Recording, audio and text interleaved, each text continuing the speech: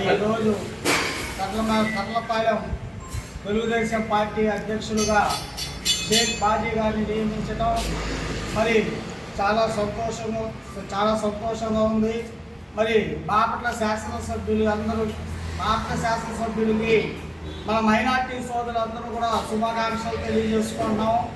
మరి ఈ రోజు వరకు కూడా ముస్లిం సమాజాన్ని ఎక్కడ గుర్తింపు ఏ పార్టీ కూడా గుర్తింపు ఇవ్వలేదు. మరి ఈరోజు ముస్లిం సమాజాన్ని గుర్తించిందంటే ఒక తెలుగుదేశం పార్టీలోనే గుర్తించడం జరిగింది.